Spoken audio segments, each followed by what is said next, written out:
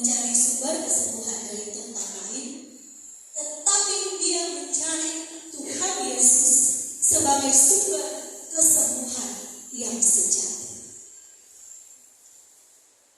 Saudara-saudara, ketika mendapati anaknya sakit, menderita dengan sangat, perempuan ini tanpa malu-malu, dengan penuh keberanian, dia pergi berlari mencari Tuhan Yesus dan memohon kesembuhan dari Tuhan Yesus. Kalau dalam Markus pasal 7, ini perempuan ini tidak dikatakan perempuan Kanaan, dikatakan perempuan Sirofenisia, karena dia berasal dari Sidon, kota di Kanaan. Di Kanaan waktu itu ada satu dewa kesembuhan yang sangat terkenal, namanya Ismun. Perempuan ini adalah perempuan Kanaan, perempuan non-Yahudi. Orang-orang Kanaan waktu zaman itu terkenal dengan orang-orang yang menyembah badan berhala. Mereka tidak percaya dengan Tuhan. Tetapi menariknya, perempuan Kanaan ini dia tidak mencari berhala, dia tidak mencari dewa-dewa, dia tidak pergi ke dewa kesembuhan dan lain sebagainya, tetapi dia berlari kepada Tuhan Yesus. Orang bahas mulai dari ayat 21, saudara-saudara. Sampai jam berapa kan Pastor? Oke. Soalnya ada rencana 3 jam, dia harus sampai ke malam. Bagus ya. Lalu Yesus pergi dari situ dan menyingkir ke daerah Tirus dan Sidon. Dari situ dari mana? Kalau orang baca ayat sebelumnya, pasal sebelumnya, Tuhan Yesus berada di lingkungan orang-orang Yahudi. Dia beradu argumentasi dengan orang-orang Yahudi tentang hal-hal yang boleh dan tidak. Itu pada pasal-pasal sebelumnya. Nah, dalam pembacaan saat ini dikatakan bahwa lalu Yesus pergi dari situ. Maksudnya dari situ itu adalah dari lingkungan kumpulan orang-orang Yahudi. Orang-orang Yahudi ini orang-orang yang selalu menganggap bahwa orang Kanaan atau orang di luar dari bangsa Israel adalah orang-orang yang kafir. Betul kan Ibu Pendeta? Minta maaf, saya juga masih belajar firman Tuhan. Jadi dari apa yang saya pelajari dari perjanjian lama, perjanjian baru, bahwa orang-orang Yahudi selalu menganggap diri paling benar, paling mengerti Taurat Tuhan, paling mengerti kebenaran firman Tuhan. Maka ayat 21 dikatakan Yesus pergi dari situ, dari lingkungan orang-orang Yahudi. Yesus kemana? Dia pergilah ke Tirus dan Sidon. Tirus dan Sidon berada di wilayah Kanaan. Kanaan itu ada di mana? Kanaan itu dia ada sekitar 50 mil di bagian utara Israel. Jadi secara teritorial dia sedang berada di wilayah Israel. Orang-orang Kanaan sangat terkenal dengan orang-orang yang menyembah berhala-berhala. Berbagai macam patung orang sembah. Ada patung matahari, dewa bulan,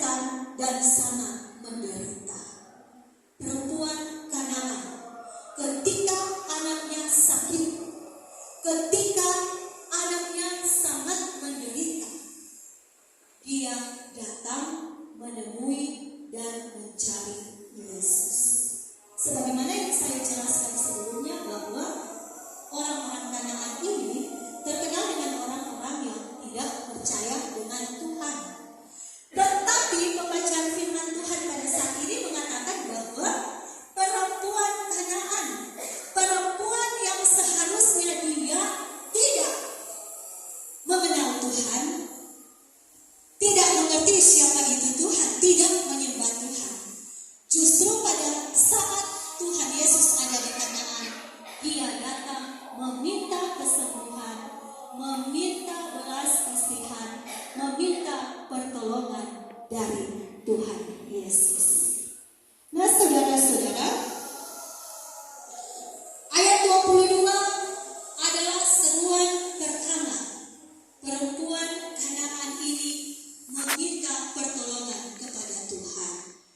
Dia datang, dia bilang, kasihanilah aku, ya Tuhan, anak Daud, karena anakku perempuan kerasukan setan dan sangat menderita.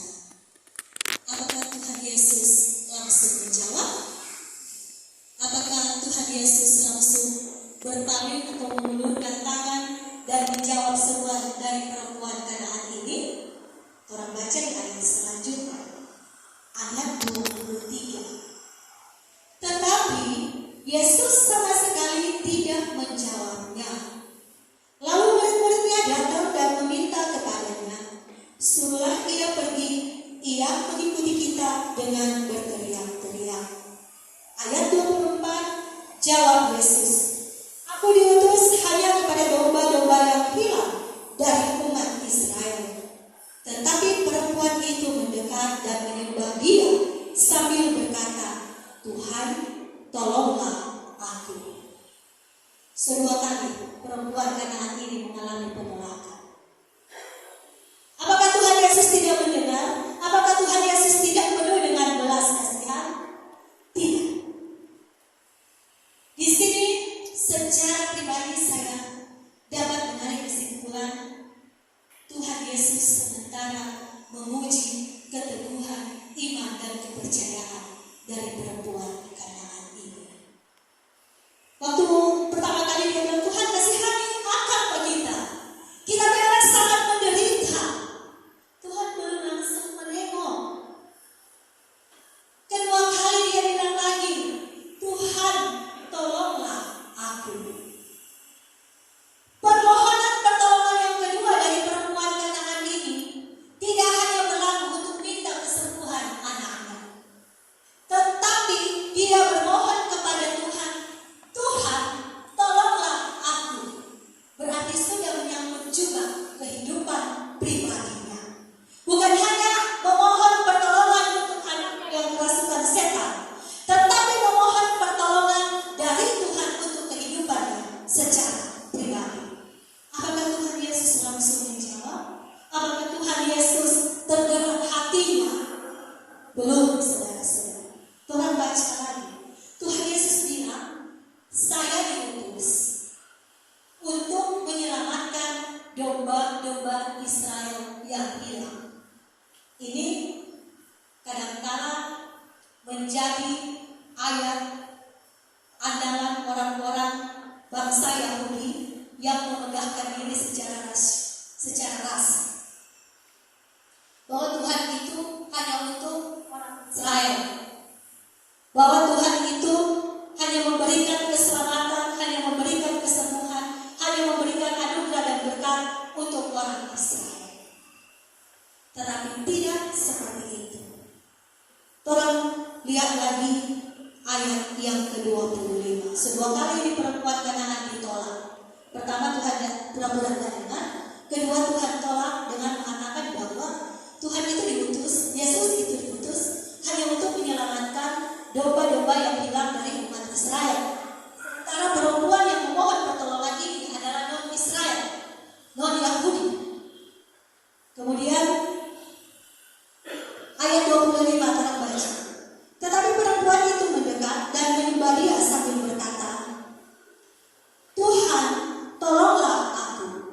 Tetapi Yesus menjawab, tidak patut mengambil roti yang disediakan bagi anak-anak dan melemparkannya kepada anak. Saudara, secara manusia, kalau orang hanya baca sepintas lalu ayat ini, orang bilang Tuhan Yesus itu kejam kan? Masa dia bilang ini perempuan Kanaan ini anjing? Maaf,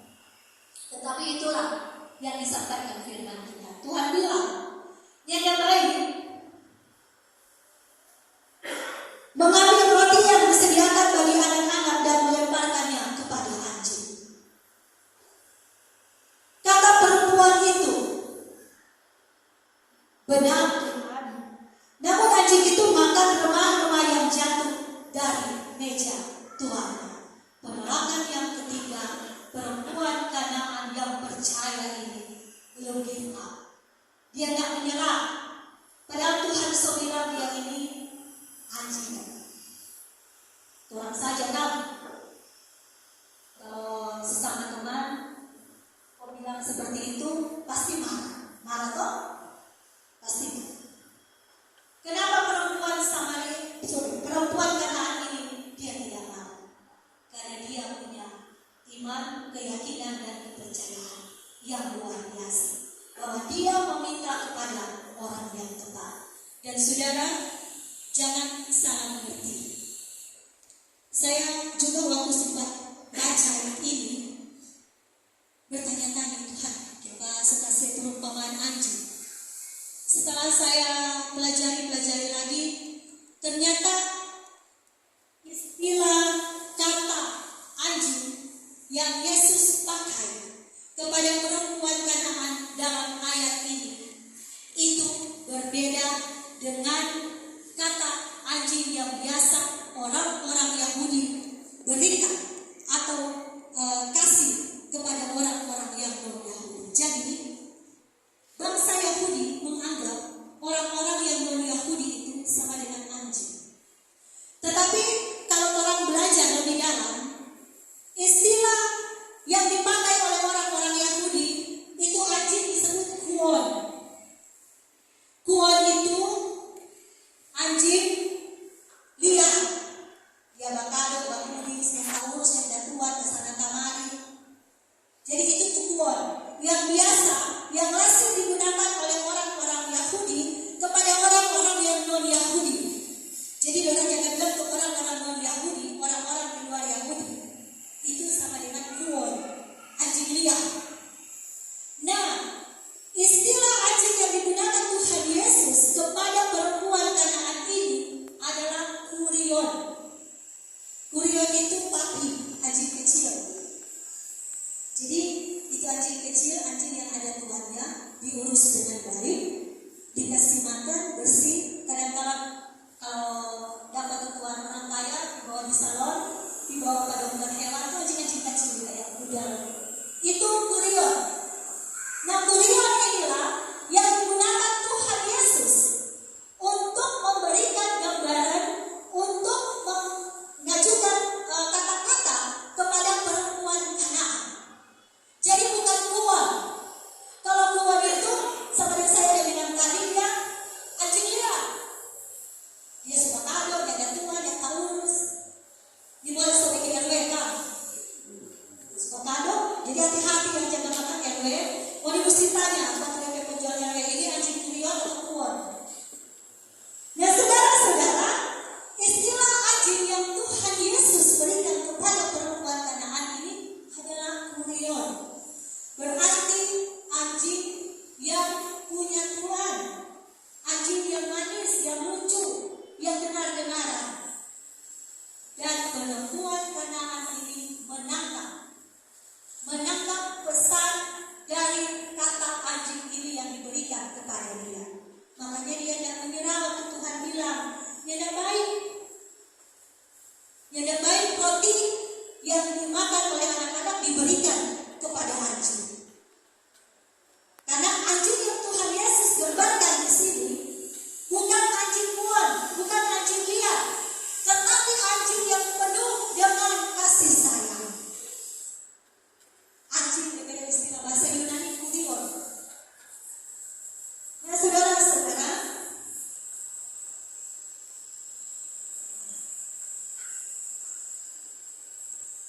apa ending dari pembacaan firman pada saat ini? Karena keteguhan hati perempuan Kanaan yang percaya, karena iman yang besar dari perempuan Kanaan ini, akhirnya Tuhan Yesus menaruh belas kasihan kepada dia. Tuhan Yesus menyembuhkan anaknya yang sudah sakit dan menderita demam. Ketika Tuhan Yesus mendengar jawaban dari perempuan Kanaan itu, pada ayat 28, maka Yesus menjawab dan berkata kepadanya, "Hai ibu, besar imanmu, maka jadilah kepadamu seperti yang kau kehendaki." Dan seketika itu juga anaknya sembuh. Saudara,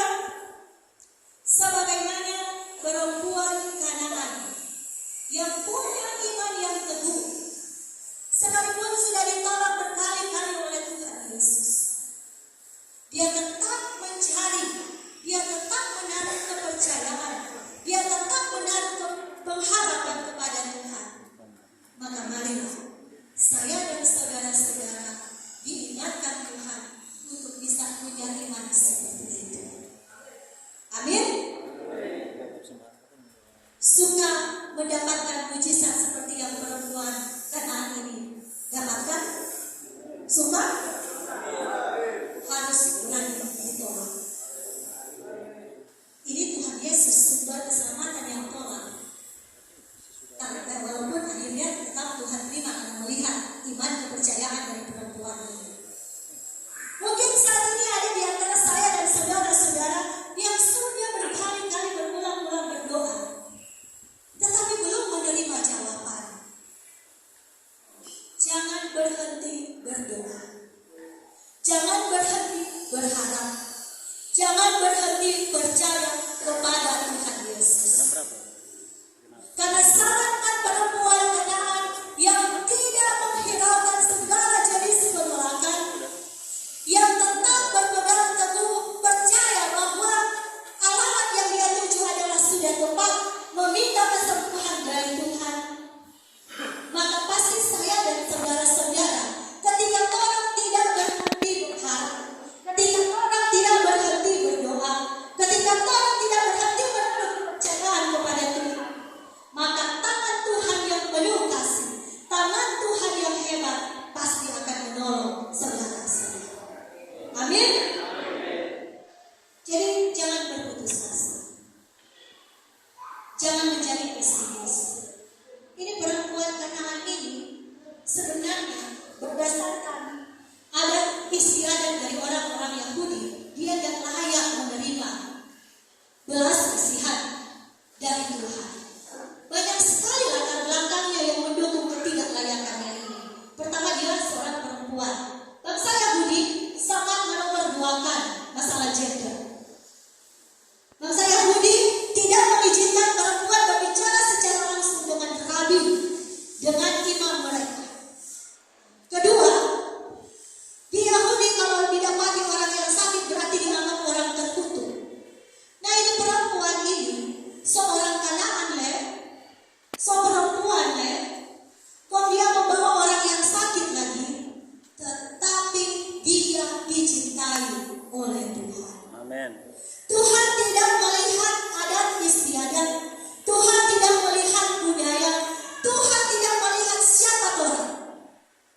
Yang Tuhan lihat adalah kedalaman hati orang. Apakah orang beriman sungguh-sungguh? Apakah orang percaya sungguh-sungguh kepada Tuhan? Ketika saudara-saudara diproses di tempat ini, mari bawa kehidupan orang sepenuhnya kepada Tuhan. Berat memang berat. Tidak ada satu manusia pun yang menghendaki masuk di penjara. Saya pernah bersaksi pada pertemuan sebelumnya. Saya pernah mengalami apa yang saudara-saudara alami. Saya pernah diproses di jeruji besi. Karena apa? Tuhan izinkan karena kita ini nakal dulu. Tapi dulu. Sekarang berserah kepada Tuhan. Karena kalau bukan Tuhan, saya tidak mungkin berdiri di sini. Kalau bukan Tuhan, saya mungkin sudah binasa. Tetapi bersyukur karena Tuhan masih memberikan kesempatan kedua kepada saya untuk memperbaiki yang salah-salah. Salah di mata Tuhan. Karena salah di mata Tuhan itu kadang-kala dan selalu benar di mata manusia, di mata dunia. Untuk itu sekarang fokus kita hanya mencari perkenan Tuhan. Tidak ada yang mustahil di dalam Tuhan. Saya sudah pernah katakan kepada saudara-saudara, kalau harus ikut yang seharusnya, saya belum bebas. Nanti 2026, tetapi tangan Tuhan yang hebat, tangan Tuhan yang dahsyat memberikan mujizat kepada saya, sehingga saya bisa keluar bebas sebelum waktunya. Karena tipikor kan belum sebelum turun undang-undang belum ada pengurusan apa-apa. Tetapi Tuhan Yesus luar biasa. Nah saudara-saudara, tetap menaruh kepercayaan saudara kepada Tuhan. Melekat terus kepada Tuhan. Bukan berarti kalau saudara sudah melekat kepada Tuhan sudah tidak ada masalah, tidak. Orang yang semakin dekat dengan Tuhan, masalahnya justru semakin banyak. Itu kabar buruknya. Tetapi kabar baiknya, Tuhan Yesus tidak pernah membiarkan saudara seorang diri menghadapi masalah itu. Dan Tuhan Yesus tidak pernah akan membiarkan saudara sampai tergeletak jatuh. Amin, saudara-saudara. Amin. Jadi taruh harapan kita sepenuhnya kepada Tuhan. Belajar dari perempuan Kanaan sebagaimana pembacaan firman pada saat ini. Dia tidak peduli, dia harus dobrak semua. Itu adat istiadat, itu budaya untuk bertemu dengan Tuhan. Sama, ketika orang berkomitmen untuk mendekat kepada Tuhan, banyak hal yang harus orang tanggalkan. Kesenangan-kesenangan dunia yang masih saja menggoda, itu harus orang katakan no. Kalau sudah mau berkomitmen sungguh-sungguh dengan Tuhan. Dan ketika orang menjadi dekat dengan Tuhan, berapapun putusan saudara, pasti akan ada mujizat. Dan Tuhan akan buat saudara menikmati setiap proses di tempat ini. Kadang-kadang anaknya sebebas, kadang-kadang anaknya sudah lama sama Allah. Percaya. Yang penting sungguh-sungguh bertobat kepada Tuhan, sungguh-sungguh percaya kepada Tuhan. Apapun keadaan saudara, apapun situasi saudara, apapun pergumulan dan masalah saudara, kita punya Tuhan Yesus yang hebat. Kita punya Tuhan Yesus yang setia, yang tidak akan pernah meninggalkan.